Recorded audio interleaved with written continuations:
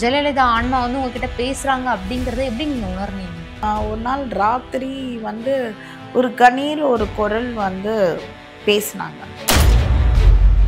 ஜெயலலிதா அம்மா ஆத்மான எல்லாத்துக்கிட்டையும் பேசிட முடியாது, சக்திங்க கிட்ட மட்டும்தான் பேச முடியும். அது ஏன் எல்லாரையும் விட்டுட்டு குறிப்பா உங்களை தேர்ந்தெடுத்து உங்ககிட்ட என்கிட்ட பேசுறாங்க? ஒரு சக்தி இருக்குமா, அந்த சக்தி வந்து ஜெயலலிதா அம்மாக்கு தேவைப்படுது. மெரிபா பன்னீர் சோடா, ஐ ட்ரஸ்ட் மெரிபா. ஜெயலலிதா ஆன்மா வந்து உங்ககிட்ட பேசுறதா நீங்க வந்து சொல்றீங்க இல்லையா? அதே மாதிரி நீங்களும் உங்ககிட்ட பேசுவீங்களா? அவங்களா வந்தா பேசுவேன், நானா கூப்பிட முடியாது.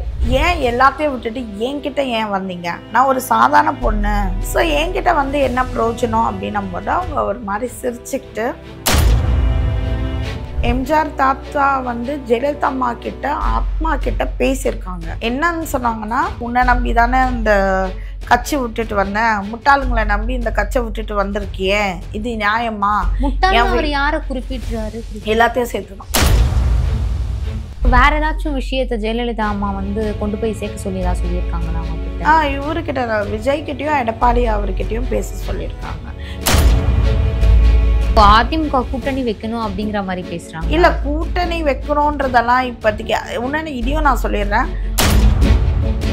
இப்ப எனக்கு என்னன்னா, நீங்க ட்ரெண்ட் ஆகுறதுக்காக இதெல்லாம் பேசுறீங்களா அப்படிங்கிற மாதிரியான என்ன கேள்வி. ட்ரெண்ட் ஆகணுமா?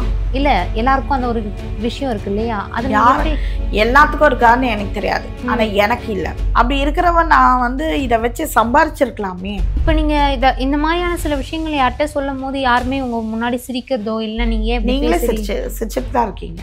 இல்லையே. இல்ல, நீங்களே, எனக்கு எல்லாமே தெரியும். இது நீங்க ஃபர்ஸ்ட் உங்க ஹஸ்பண்ட்ட சொல்லும் போது அவங்க ஏத்துக்கிட்டாங்களா? இல்ல சிரிச்சாங்க, திட்டினாங்க, உன்னை ஹாஸ்பிட்டல் கூட்டிட்டு போவான்லாம் கேட்டாங்க.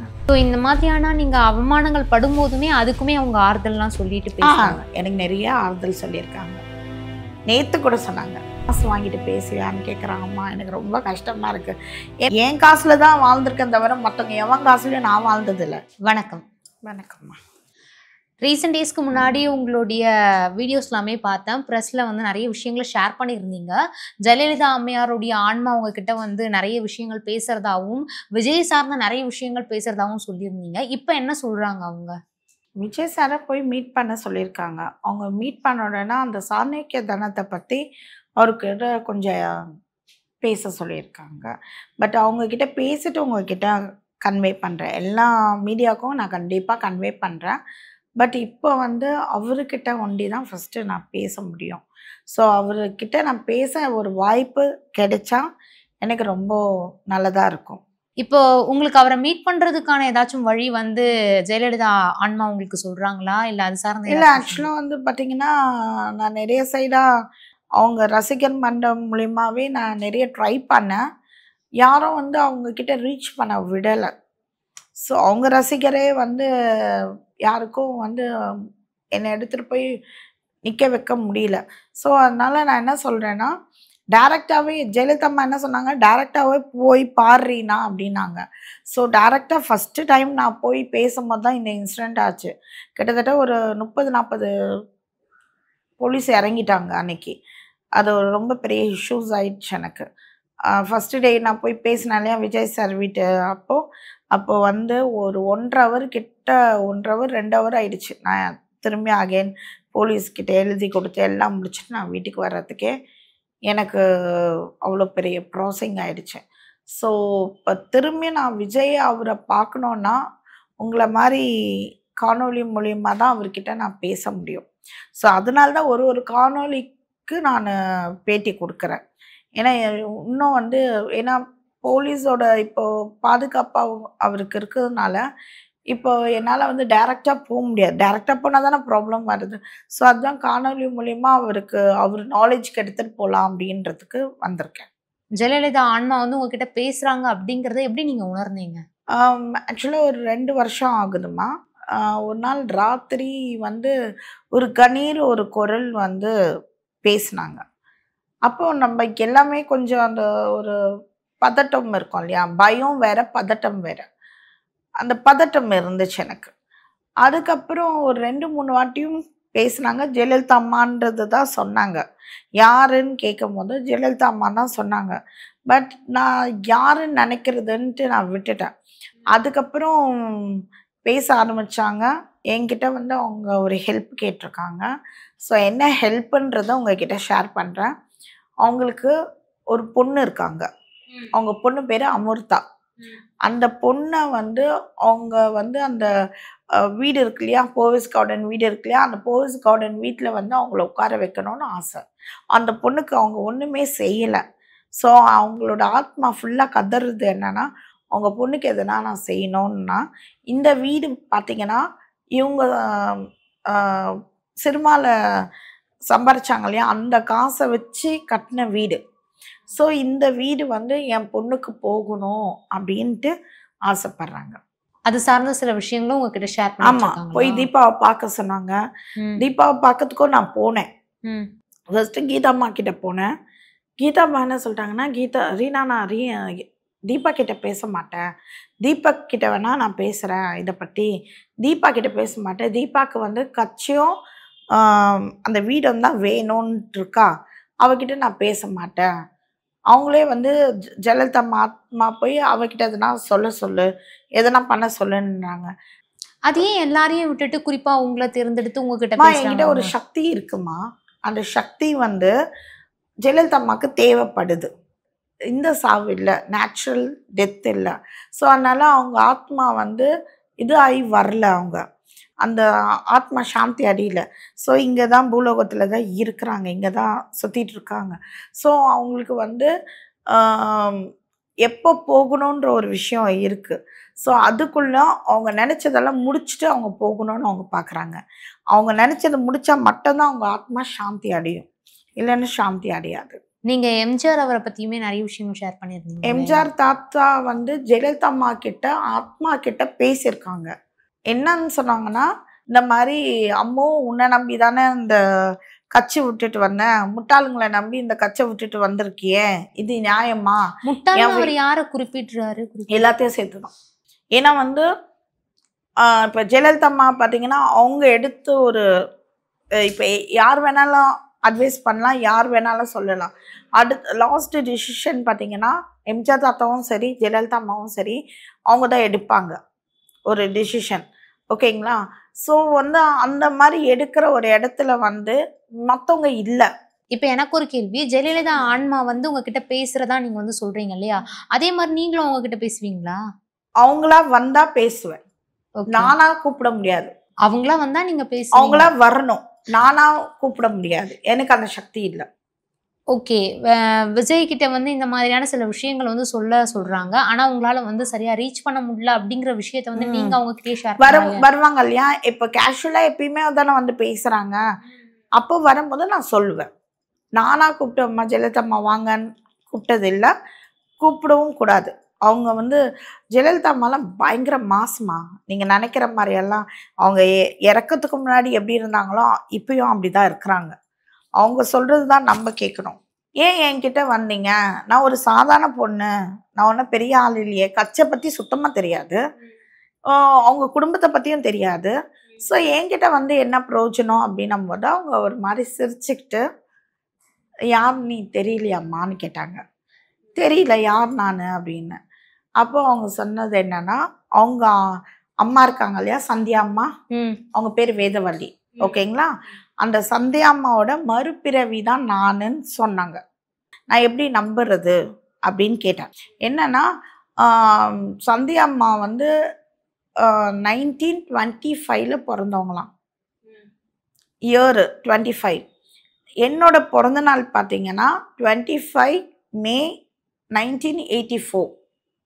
ஸோ லிங்க் ஆகுதுன்னு சொன்னாங்க. ஜெயலலிதா அம்மாவோட விஷயமும் எந்தும் ஒத்து போச்சு. அதுவும் சொன்னாங்க. அது ஒண்டி நான் சொல்ல விரும்பலை. ஓகேங்களா? ரெண்டாவது என்னன்னா, ஜெயலலிதா அம்மா சொன்னது என்னன்னா, அந்த 25ன்னு வருது இல்லைங்களா, அதில் வந்து அவங்க விஷயமேவே 2 சொன்னாங்க. வேணா நோட் பண்ணிக்கோங்க. அதை எடுத்து பாருங்க, உங்களுக்கே புரியும். 25 அவங்க ஃபர்ஸ்ட் அசம்பிளியில் அசிங்கப்பட்டாங்க தெரியுங்களா ஒரு வாட்டி. ஆமா.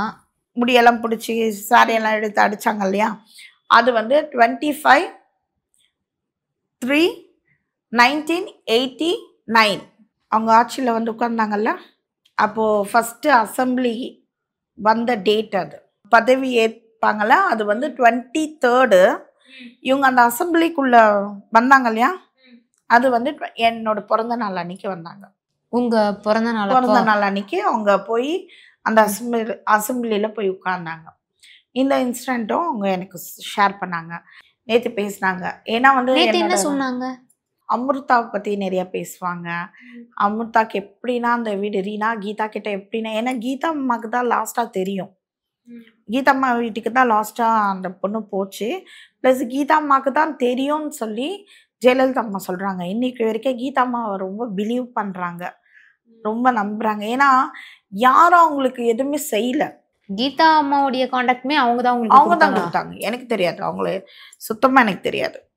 பிளாங்கா இருக்கு இல்லையா, பிளாக்ல ஸ்க்ரோல் ஆகும் எனக்கு ஒரு அட்ரஸ். அந்த அட்ரஸ்க்கு நான் போய் பார்த்தேன். 195 சென்ட் மேரிஸ் ரோட், ஆழ்வார்பேட். அங்கே போய் பார்க்க சொன்னாங்க என்ன. போய் பார்த்தேன் நான். போய் பார்த்ததுக்கு 2 சைடு ஒரே இடத்துல 2 சைடு வீடு இருக்கு. ஒரு வீடு வந்து பழைய வீடு, ஒரு வீடு வந்து புதுசாக கன்ஸ்ட்ரக்ஷன் ஆன வீடு. போன இடத்துல வந்து இந்த வீட்டில் பழைய வீட்டில் கேட்டோம் இல்லைன்ட்டாங்க. அதே நம்பர். புது கன்ஸ்ட்ரக்ஷன் பண்ண இடத்துல கேட்டால் கீதான்னு ஒரு லேடி இருக்காங்க, அவங்க தான் இந்த ஓனரு, வில்லிவாக்கத்தில் இருக்காங்கன்னு சொன்னாங்க. அப்போ அவங்க நம்பரை வந்து செக்யூரிட்டி போட்டு கொடுத்தாரு. கீதோமா தானே அப்படின்னு. ஆமாம்மா, நீங்கள் யார் அப்படின்னாங்க. இல்லை ஜெயலலிதா அம்மா உங்ககிட்ட பேசும். யார் ஜெயலலிதா அப்படின்னா, சிஎம் அவங்க தான் இறந்துட்டாங்களே அப்படின்னாங்க. ஆமாம்மா அவங்க இறந்துட்டாங்க, அவங்க ஆத்மா என்கிட்ட பேசும், நீயே போய் பேசிக்கொண்டு வச்சுட்டாங்க ஃபோனை. ரொம்ப அசிங்கப்பட்டுட்டார். அசிங்கப்பட்டோன்னே என் ஹஸ்பண்ட் வந்து வாமான்னு கூட்டிகிட்டு போயிட்டாங்க பீச்சில் உட்காந்து எனக்கு அட்வைஸ் பண்ணி, வேணாம்மா உன்னை எதனா பைத்தியம்னு நினைக்க போகிறாங்க, ஏன் உனக்கு தேவையில்லாத வேலைலாம் நீ செய்கிற, விட்டுடு அப்படிலாம் சொல்லி என்னை இது பண்ணி கூட்டிகிட்டு போயிட்டாங்க வீட்டுக்கு. கூட்டிகிட்டு போய் ஒரு 3ஆவது நாள், கரெக்டாக 3ஆம் நாள் அப்போ ஸ்க்ரோல் ஆகுது திரும்பியும் ஒரு நம்பர் ஸ்க்ரோல் ஆகுது. என்னன்னு பார்த்தா அந்த நம்பரு வந்து கீதோட நம்பர். இதை நான் சொன்னேம்மா என்னால் முடியாது, ஏற்கனவே நான் அசிங்கப்பட்டுட்டேன், ரொம்ப கஷ்டமாக இருக்குது, ஏன்னா எல்லாமே ஒரு மாதிரி இது பண்ணுறாங்க, எனக்கு பிடிக்கலம்மா வேணாம் அப்படின்ட்டு. ஏன்னா நான் ஓப்பன் ஹார்ட், எதுவுமே நான் மறைச்சி பேச மாட்டேன். இப்போ இவங்க தெரியுறாங்க, இவங்க குரல் கேட்குதுன்னா எல்லாத்துக்கும் சொன்னேன் நான். ஆனால் யாரும் நம்பல, ஒரு மாதிரி பார்க்க ஆரம்பிச்சாங்க. இப்ப எனக்குமே இந்த கேள்வி இருக்கு. இப்ப பொதுவாவே நமக்குலாம் சில கனவுகள் வரும், ஆனா வெளில சொன்னா யாராவது தப்பா எடுத்துப்பாங்களோ அப்படின்னு இருப்போம். இப்ப நீங்க வெளில சொல்லும் போது உங்களை சுத்தி இருக்கிறவங்க யாரும் எதுவும் சொல்லலையா? என்ன நிறைய அனுபவிச்சிருக்கேன்மா, நான் நிஜமாலே சொல்றேன், நிறைய அனுபவிச்சிருக்கேன். ஒருத்தவங்க நல்லா பேசுவாங்க, திடீர்னு பேசாம போயிடுவாங்க. வீட்டுக்குள்ள சேர்க்கலாமா வேணாமான்னு யோசிப்பாங்க. இந்த மாதிரிலாம் நிறைய நடந்திருக்கு. ஆனா நான் என்ன சொல்ல வரேன்னா, ஒரு ஆத்மா, புனிதமான ஆத்மா என்னை தேடி வராங்க, என்கிட்ட ஹெல்ப் கேட்குறாங்க அப்படின்னும் போதும். ஸோ அதனால எனக்கு வந்து ஒருத்தவங்க என்னை நம்பி வந்திருக்காங்க, அவங்களுக்கு நான் எப்படி துரோகம் பண்ண முடியும்? இப்போ ஜெயலலிதா ஆன்மா மட்டும்தான் உங்ககிட்ட பேசுறாங்களா, இல்ல வேற யாராச்சும் உங்ககிட்ட பேசுவாங்களா? ஆக்சுவலாக பார்த்தீங்கன்னா ஜெயலலிதா அம்மா ஆன்மாக்கு முன்னாடி சொன்னால் நீங்கள்லாம் சிரிப்பீங்க, ஆனால் சொல்லி தான் ஆகணும், சாரி. அதுக்கு முன்னாடி வந்து சமயபுரம் அம்மன் வந்தாங்க. சமயபுரம் அம்மன் வந்திருக்காங்க. அதுக்கப்புறம் முருகன் வந்து குழந்தையாகவும் வந்திருக்காரு, குமரனாகவும் வந்திருக்காரு. அப்புறம் ஒரு ஒளி தெரிஞ்சிச்சு, லேஃப்ட் இருக்கும், லேஃப்ட்டுக்கு மேலே ஒரு ஒளி தெரிஞ்சிச்சு. அந்த ஒளியில் பார்த்தீங்கன்னா கைலாஷம்னாரு. கைலாஷம்னா எனக்கு தெரியாது, நான் கிறிஸ்டின் இல்லையா, எனக்கு தெரியல யார் கைலாஷம்னா யாருன்னு. அப்புறம் ஈஸ்வரனாரு. ஈஸ்வரனா யாருன்னு. அப்புறம் சிவன் சொன்னார். அவர் சொன்னேன், நீங்களாம் ஏன் என்கிட்ட வரீங்க, ஏன்னா நான் கிறிஸ்டின், என் ஹஸ்பண்ட் முஸ்லீம். ஸோ நீங்களாம் ஒரு ஹிந்து கடவுள் என்கிட்ட வர்றதுக்கு என்ன ரீசன் அப்படின்னு சொல்லிட்டு நான் கேட்டதுக்கு அவங்க வந்து உனக்கு நான் இருக்கிறேன் அப்படின்றத அவங்க சொன்னாங்க. எப்பயுமே உங்களுக்கு நான் இருப்போன்ற மாதிரி பதிவு பண்ணாங்க. அதுக்கப்புறம் எனக்கு சமயபுரம் அம்மன் வந்துட்டு அப்புறம் தான் ஜெயலலிதா அம்மா வந்தாங்க. இப்போ நீங்களே சொல்லியிருந்தீங்க ஜெயலலிதாவுக்கு வந்து ஒரு மகள் இருக்காங்க அப்படிங்கிற மாதிரி.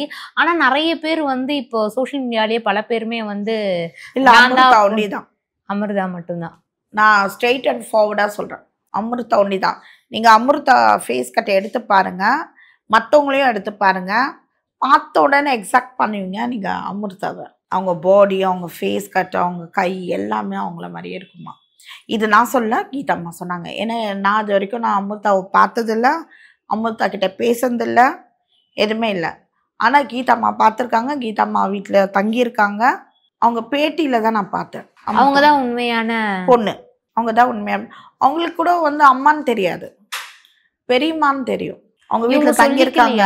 இவங்க சொல்லி இல்லை அம்மா சொல்லல, ஏன்னா வந்து அவங்க கட்சிக்கு அது இலக்காயிடும்ன்றதுனால அவங்க சொல்லலை. இப்போ எப்படி உங்களை வெளிப்படையா சொல்றாங்க இவங்க தான் பொண்ணு அப்படிங்கறது? நிறைய இடத்துல பயந்து என்னோட லைஃப்பை நான் மறைச்சி வாழ வேண்டியதா சில இடத்துல ஆயிடுச்சு. எனக்கு இப்போ அது வேணாம். என் பொண்ணுக்கு இப்போ நானே இல்லை, என் பொண்ணுக்கு வந்து அந்த வீடு போகணும். இப்போ வேற ஏதாச்சும் விஷயத்த ஜெயலலிதா அம்மா வந்து கொண்டு போய் சேர்க்க சொல்லி ஏதாவது சொல்லியிருக்காங்களா அவங்க கிட்ட? இவர்கிட்ட விஜய் கிட்டயும் எடப்பாடி அவர்கிட்டயும் பேச சொல்லியிருக்காங்க. பேசிட்டு உங்ககிட்ட எல்லாம் சொல்லிட்டாங்க. அது நாங்கள் மறைக்க போறது இல்லை. பட் என்ன பேசுறோன்றது சாணக்கிய தனம்ன்ற ஒரு விஷயம் இருக்கு இல்லைங்களா, அந்த சாணக்கிய தனத்தை வந்து சில விஷயம் நாங்கள் பேசிட்டு அப்புறம் எப்படியா இருந்தாலும் காணொலிக்கு தெரியாம இருக்க போது இல்லைல்ல. ஓ, அதிமுக கூட்டணி வைக்கணும் அப்படிங்கிற மாதிரி பேசுறாங்க. இல்ல கூட்டணி வைக்கணும்ன்றதெல்லாம் இப்போதைக்கு உடனே இதையும் நான் சொல்லிடுறேன். அவங்க வந்து இன்ஸ்ட்ரக்ஷன் கொடுக்கறது மட்டும்தான் நான் சொல்ல முடியும். அவங்க இப்போதைக்கு எதுவுமே கொடுக்கல.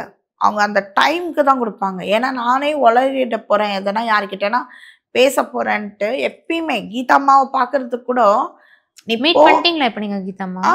ஒரு வருஷம் ஆகுது கீதாம்மாவை போய் நான் பார்த்து. அம்மா சொல்லி தான் நான் போனேன். பேசுறீங்களா? பேசிட்டேன், போனேன், உட்காந்து பேசினேன். அப்போது என்னம்மா என்ன சொல்ல சொன்னாங்க அப்படின்னு கேட்டாங்க. இல்லைம்மா, என்னை பார்த்தோன்னே நீங்கள் ரீட் பண்ணுவீங்களா, நீங்கள் பார்த்தோன்னே புரிஞ்சுப்பீங்களா, என்னை பார்த்து எதனா தெரியுதா அப்படின்னு சிரித்தாங்க. சிரிச்சுட்டு என்னம்மா ரீட் பண்ணோம் அப்படின்னாங்க. அப்புறம் இந்த மாதிரிலாம் பேசுனாங்கம்மான்னா, ஆமாம் என்கிட்டயும் அதை பேசுனாங்க. அப்போ எனக்கு ஒரு வாட்டி கோவம் வந்துச்சான் கீதாம்மாக்கு. சும்மா அழுதுகிட்டே இருக்காதீங்க, வந்து போங்க ஃபஸ்ட்டு எல்லாத்தையும் சாவிச்சிட்டு வந்து என்கிட்ட பேசுங்க, அது வரைக்கும் என்கிட்ட வராதிங்க அப்படின்ட்டு கீதாம்மா சொன்னாங்க. அதுலேருந்து தான் என்கிட்ட வர ஆரம்பிச்சாங்க. 3 மாசத்துக்கு முன்னாடி நான் திட்டினம்மா. கரெக்ட். இப்போ எனக்கு என்னன்னா, நீங்க ட்ரெண்ட் ஆகுறதுக்காக இதெல்லாம் பேசுறீங்களா அப்படிங்கிற மாதிரியான கேள்வி. என்ன ட்ரெண்ட் ஆகணுமா? இல்ல எல்லாருக்கும் அந்த ஒரு விஷயம் இருக்கு இல்லையா, அது எல்லாத்துக்கும் இருக்கான்னு எனக்கு தெரியாது, ஆனா எனக்கு இல்லை. அப்படி இருக்கிறவன் நான் வந்து இதை வச்சு சம்பாரிச்சிருக்கலாமே. உங்ககிட்ட ₹1 வாங்கினேன்னா, இப்போ நான் வந்தேன்ல உங்ககிட்ட ₹1 வாங்கினேன்னா சொல்லுங்க, உங்ககிட்ட எதனா காசு வாங்கினேன்னா உண்மையாக பேசுங்க.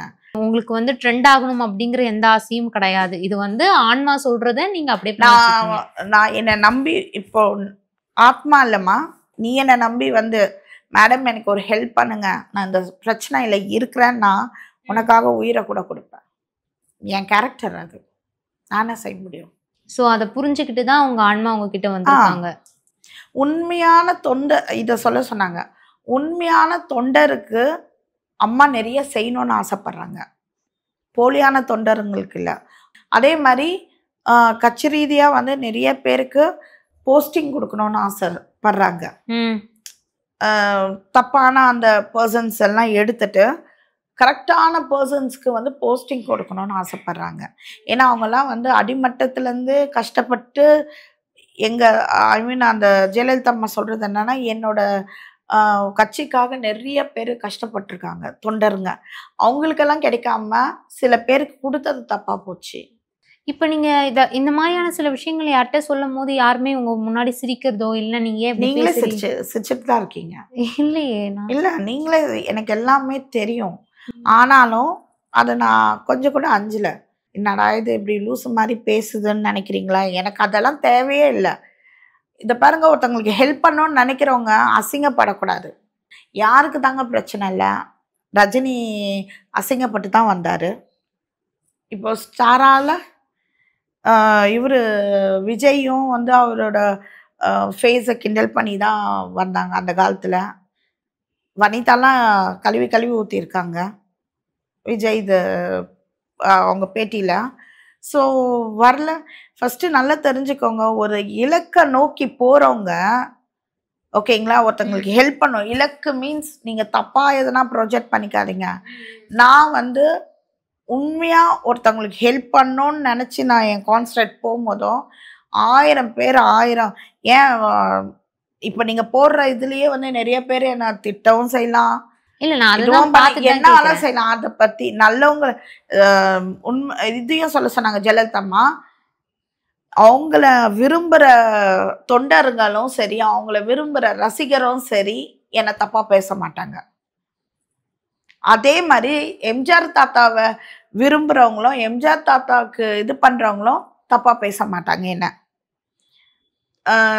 விஜய்க்கு சப்போர்ட்டா நான் பேசுறேன். விஜய் ரசிகரும் சரி, இல்ல விஜயும் சரி, இல்ல விஜயோட பேரண்ட்ஸோ இல்ல யாரோ சம்திங் அவங்களும் என்ன தப்பா பேச மாட்டாங்க. இப்ப எடப்பாடி சாருக்கு வந்து நான் சாஃப்ட் கார்னரா ஜெயலலிதாம்மா சொன்னாங்கன்னு சொன்னதுக்கு அவரும் இது பண்ண போறதில்ல. இது பேசுறவங்க யாரா இருப்பாங்க? Opposite person. அவங்களுக்கெல்லாம் நான் ஏன் பதில் சொல்லணும்? அவங்க யார் எனக்கு? இந்த மாதிரியான நீங்க அவமானங்கள் படும்போதுமே அதுக்குமே அவங்க ஆறுதல்லாம் சொல்லிட்டு பேசுறாங்க. எனக்கு நிறைய ஆறுதல் சொல்லியிருக்காங்க. நேத்து கூட சொன்னாங்க, அம்மா என்ன சொல்றாங்க, காசு வாங்கிட்டு பேசுவியான்னு கேட்குறாங்கம்மா. எனக்கு ரொம்ப கஷ்டமா இருக்கு. ஏன்னா நானே பணக்காரி தான். என் காசுல தான் வாழ்ந்திருக்கேன் தவிர மற்றவங்க எவன் காசுலயும் நான் வாழ்ந்ததில்லை. ஏன் உங்களுக்கு இந்த மாதிரி எல்லாம் தெரிஞ்சது? உங்க வீட்டில் வந்து உங்களை சைக்காஸ்ட்ரிக் கிட்ட கூட்டிட்டு போலியா, இல்லை மந்திரவாதி யாருக்கிட்டனா கூட்டிட்டு போலியான்னு கேட்டாங்க. எங்க அப்பாக்கும் எங்க சித்தப்பாக்கும் எங்க பாட்டி ஒருத்தவங்களுக்கு அவங்களுக்கு தெரியும் போதும் அப்புறம் எப்படி என்ன இது பண்ணுவாங்க? அவங்க கண்ணுக்கும் தெரியுதுல்ல, அப்புறம் நம்புவாங்க தானே. அப்போ உங்க குடும்பத்துல இருக்க எல்லாருக்குமே அவங்களோட எல்லாருக்குமே இல்ல, சில சடன் பர்சனுக்கு தெரியும். பர்டிகுலர் பர்சனுக்கு எங்க அப்பாவுக்கு தெரியுது, எனக்கும் தெரியுது. அதே மாதிரி எங்க சித்தப்பாவோட அம்மாக்கு தெரியும், எங்க சித்தப்பாக்கு தெரியும். ஸோ அந்த மாதிரி லைக் எனக்கு தெரிஞ்சிருக்கலாம் இல்லையா, அந்த சக்தி இருந்திருக்கலாம் இல்லையா, எங்க அப்பா கிட்டயும் ஒரு சக்தி இருந்திருக்கலாம் இல்லையா. ஸோ அது மூலியமா எனக்கு வந்து ஜீன் மூலியமா வந்திருக்கலாம் இல்லையா. அவங்க எப்ப கனவுல வந்தாலும் அழதான் செய்யறாங்களா ஜெயலலிதா? அமிர்தாவை பத்தி பேசும்போது ஒண்டிதான் அழுவாங்க. அதே மாதிரி சசிகலா அவங்கள இது பண்ணும்போது நம்பிட்டேனே, ரொம்ப நம்பிட்டேனே. ஆனா நம்பியும் அவங்க 2-3 வாட்டி வீட்டை விட்டு அனுப்பிச்சிருக்காங்க. ஆனாலும் த்ரெட்டிங் பண்ணி உள்ள வந்தாங்க. ஃபர்ஸ்ட் வாட்டி ஒரு கேசட் மூலியமா த்ரெட்டிங் பண்ணி உள்ள வந்தாங்க. அந்த கேசட் வந்து மாட்டிக்க கூடாதுன்றதுனால உள்ள விட்டாங்க. 2வது பொண்ணை வச்சு உன் பொண்ணை எதுனா செஞ்சிருவோம் அப்படின்றது உள்ள வந்தாங்க. இப்ப கடைசி டைம்ல சசிகலாவும் ஜெயலலிதா அம்மையாரும் ஒன்னா இருந்ததுக்கு காரணமே வந்து ஒத்துமையாலாம் ஒன்னா இல்ல, இவங்க ஒத்துமையாலாம் இல்லை. அவங்களுக்கு கிட்டத்தட்ட 2010ல இருந்தே பிரச்சனை ஸ்டார்ட் ஆயிருக்கு. அவங்க வந்து மனுப்பூர்வமா 2 பேருமே இல்லை. ஒரு அவங்களுக்கு சில விஷயம் தெரிஞ்சிச்சு ஜெயலலிதா அம்மாக்கு. இது அமிர்தா இது அமிர்தா மூலியமா எனக்கு கீதா அம்மா சொன்னாங்க. ஸ்லோ பாய்சன் கொடுத்துருந்தாங்க. இந்த பொண்ணு வந்து டைனிங் ஹாலில் உட்காந்துட்டு இருந்தாங்களாம் அமிர்தா. அப்போ வந்து பக்கத்து வீட்டு பையனும், எதிர் வீட்டு பையனா பக்கத்து வீட்டு பையனான்னு தெரில, அவனும் வந்து உட்காந்துருக்கான். அப்போ எடுத்து சாப்பிடும் போதும் இவங்க சொன்னாங்களாம், கண்ணை காமிச்சாங்களாம் அமிர்தா கிட்ட, எடுத்துக்காத எதுவுமே எடுத்துக்காத அப்படின்ட்டு கண்ணை காமிச்சாங்களாம். இந்த பையனுக்கு வந்து ஸ்வீட்டு கீட்டு என்னென்னமோ இருக்கிறத பார்த்து டக்குன்னு எடுத்து வாயில போட்டானாம். போட்ட பையன் அங்கேயே செத்துட்டானாம். ஸ்வீட் யார் கொடுத்தது? அங்க அந்த டேபிள்ல இருந்தது. இப்போ ஒருத்தவங்க ஜெயலலிதாம்மா வீட்டுல இது இருந்துச்சுன்னா பசங்களுக்கு ஒரு டெம்ப்ட் இருக்கும்ல, அந்த மாதிரி எடுத்து சாப்பிடு. இது வந்து கீதம்மா சொன்னது, ஜெயலலிதாம்மா ஒன்றும் எனக்கு சொல்லலை, கீதம்மா சொன்னது. அந்த பையன் எடுத்து சாப்பிட அமிர்தா வந்து கீதம்மா கிட்ட சொல்லியிருக்காங்க. கீதம்மா என்கிட்ட சொன்னாங்க, இது எனக்கு சொல்லலையம்மா அப்படின்னு கேட்டேன் நான். அதை வந்து எடுத்து சாப்பிட்டு அந்த பையன் இறந்துட்டாலும் அவனை வந்து அப்படியே மறைச்சிட்டாங்க, அவன் எங்கேயோ காணாம போன மாதிரி காமிச்சு அவனை மறைச்சிட்டாங்கன்ற மாதிரி நியூஸ் வந்து அமிர்தா அவங்க சொல்லியிருக்காங்க. இந்த இன்சிடென்ட் சொல்லியிருக்காங்க. இது உண்மையா பொய்யான்னு எனக்கு தெரியாது. நான் வேணா ஜெயலலிதா அம்மாவை கேட்டு வந்தாங்கன்னா கேட்டு நான் சொல்கிறேன். இப்போது ஜெயலலிதா அம்மாவுக்கு நிறைய கனவுங்க இருக்குது. இன்னொன்று சசிகலா அவங்க கிட்ட வந்து நிறைய பணம் இருக்குது. ஜெயலலிதா அம்மாதோ பணம் இருக்குது. ப்ளஸ் வந்து டேக்ஸ் இது 5000 கோடியா இல்லை 500 கோடியா 5000 கோடியான்னு ஒண்டி தெரில, அதை வண்டி கேட்டு சொல்கிறேன். அந்த காசு இருக்குது, மக்களோட காசு. அவங்க இவந்த காசு கூட வரலன்னா கூட பரவாயில்ல, மக்கள் காசை மக்களுக்கு திரும்பியும் கொடுக்க சொல்லியிருக்காங்க. அது ஏன் ஜெயலலிதா அம்மையார் உயிரோடு இருக்கும் போதே பண்ணியிருக்கலாம்ல, ஏன் இறந்ததுக்கு அப்புறமா அவங்க மூலம்? அதுதான் மிரட்டி தானே சில விஷயம் நடந்துச்சுமா. அப்புறம் உங்களை த்ரெட்டிங் பண்ணுறாங்க, நீங்கள் பயப்படுவீங்களா பயப்பட மாட்டீங்களா? நான் பயப்பட மாட்டேன். இல்லை, அவங்க ஆக்சுவலி அவ்வளோ பெரிய இடத்துல இருக்காங்க, அப்புறம் எதுக்கு அவங்க பயந்துருக்கணும்? அவங்க வந்து எல்லாத்துக்கிட்டே சொல்லியிருக்காங்க. அதுதான் இவங்க மேல இபிஎஸ் ஓபிஎஸ் மேலமே கோவமா இருக்காங்க. அவங்க சொல்லியிருக்காங்க நிறைய பேருக்கிட்ட இவங்க குடும்பம் பத்திருந்து சொல்லியிருக்காங்க. வீட்டில் இருக்கவங்க வேலை செய்கிறவங்க கிட்ட அவங்க சசிகலா அவங்க ஃபேமிலி இருந்தாங்க இல்லையா வீட்டில், அவங்க கிட்ட கூட சொல்லியிருக்காங்க இந்த மாதிரியெல்லாம் பண்ணுறா, இப்படி அடிக்கிறா, இது அடிச்சிருக்காங்க, கீழே தள்ளி எத்தனையோ வாட்டி கீழே தள்ளியிருக்காங்க, அடிச்சிருக்காங்க, தலையிலெல்லாம் அடிச்சிருக்காங்க. இப்ப வீட்டுக்குள்ளார இத்தனை சம்பவங்கள் நடக்குது. வெளில பொறுத்த வரைக்கும் சசிகலா எல்லாம் அவங்க கேங்கு தானே, யார் சொல்லுவாங்க வெளியே போய்? அவங்களே நிறைய இடத்துல பேசுறாங்க இல்லையா, மக்கள் சந்திப்புலாம் நிறைய இருக்கும் இல்லையா, ஏன் அந்த இடத்துல எல்லாம் அவங்களால வெளிப்படுத்த முடியலையான்னு கேக்குறேன். பேச நிறைய இடத்துல ட்ரை பண்ணியிருக்காங்க. அது கூட ஒரு லேடி கிட்ட சொல்றதுக்கு இது பண்ணியிருக்காங்க. அது அவங்க லேடி பேர் தெரியல. ஆனா அந்த லேடி என்ன இப்போ சேனல்ல பார்த்துருந்தாங்கன்னா அவங்களுக்கு அது புரிஞ்சிருக்கும். அவங்க வந்து வாக்கர் சேர் போட்டு இப்படி இது பண்ணி அவங்கள ஒரு மாதிரி நின்று ஒரு பார்வை பார்த்தாங்க. ஐ திங்க் அவங்க பேரு சுதாவா என்னமோன்னு நினைக்கிறேன். என்கிட்ட அவங்க சொன்னாங்க. இப்ப ஆக்சுவலி கொடுமைப்படுத்துறது எல்லாமே வந்து ஜெயலலிதா அம்மையால முடியாம அவங்க படுத்தி ஆக்சுவலா அவங்களுக்கு வந்து ஸ்லோ பாய்சன் கொடுத்து அவங்க ஸ்பேர் பார்ட்ஸ் எல்லாம் வீக் ஆயிடுச்சு. சரிங்களா, அவங்களுக்கு சுகர் ஹெவி, தைராய்டு ஹெவி, சரிங்களா, அவங்களுக்கு குடல் பிரச்சனை இருந்துச்சு. அது குடல் பிரச்சனை மீன்ஸ் இந்த ஸ்லோ பாய்சன் கொடுத்து தான் அவங்களுக்கு அந்த இதாக ஆனதே, அவங்களுக்கு அந்த ப்ராப்ளம் ஆனதே. ஸோ அதனால அவங்க ஃபுல் பாடியை வந்து கொஞ்சம் கொஞ்சமாக செயல். இப்போது இந்த ராட் கில்லர் சொல்லுவாங்கல்ல, இதுதான் ஜெயலலிதா அம்மா சொல்ல சொன்னாங்க, அதுக்கு சொல்கிறேன். ராட் கில்லருன்னு ஒரு இது வைக்கிறோம் இல்லையா மருந்து, அந்த ராட்டை எப்படி பாதிக்கும்னா கொஞ்சம் கொஞ்சமாக செயலிழக்கும். அது சாப்பிட்டுட்டு கொஞ்சம் கொஞ்சமா செயலிழந்த உடனே மூச்சு திணறல் ஆரம்பிக்கும். அந்த மூச்சு திணறலுக்காக அது வெளியே நோக்கி ஓடும், வெளியே அந்த இதை நோக்கி ஓடுமா. வெளியே நோக்கி ஓடும் போது தான் அதுக்கு மூச்சு கிடைக்கும்னு நினைச்சு, ஆனா எப்படியா இருந்தாலும் செத்துரும்னு அதுக்கு தெரியாது. ஸோ அந்த மாதிரி தான் எனக்கு கொஞ்சம் கொஞ்சமா எல்லாமே இதானதுன்றது அவங்க சொன்னாங்க. இது அவங்க சொல்லி தான் எனக்கு தெரியும். இது எனக்கு கட்சியை பத்தி என்ன தெரியும், அவங்க குடும்பத்தை பத்தி என்ன தெரியும் சொல்லுங்க. ஆக மொத்தத்துல நீங்க இத்தனை விஷயங்கள் பேசும்போது இதுக்கு பின்னாடி வந்து நீங்க பிரபலமாகணும் இல்லைன்னா ஏதாச்சும் இதுக்கு பின்னாடி இன்டென்ஷன் வச்சுக்கலாம் நீங்க பேசல. முழுக்க முழுக்க ஜெயலலிதா ஏமா என்னோட இதுல பிரபலம் ஆகாமலையா, இதுல வந்து பிரபலம் ஆக போறேன். எனக்கு ஹெல்ப் பண்ணணும். எனக்கு ஜெயலலிதா ஆத்மா வந்து என்னை நம்பி வந்தவங்களுக்கு நான் நல்லது செய்யணும். இது நீங்க ஃபர்ஸ்ட் உங்க ஹஸ்பண்ட்ட சொல்லும் போது அவங்க ஏத்துக்கிட்டாங்களா? எல்லாம் சிரிச்சாங்க, திட்டினாங்க, உன்னை ஹாஸ்பிட்டல் கூட்டிட்டு போவான்லாம் கேட்டாங்க. அப்புறம் எப்படி அவங்களே ஒரு கட்டத்துக்கு அப்புறமா உங்களுக்கு சப்போர்ட் பண்ண ஆரம்பிச்சு? ஏன் நான் பேசுறது அவங்களே பாக்குறாங்கல்ல, என்னம்மான்னுவாங்க. அப்படியே கொஞ்ச நேரம் நிறுத்திடுவேன் நான் பேசுறது, இது பண்ணுவாங்க. ஆனா அவங்களுக்கு வாய்ஸ் கேட்காது.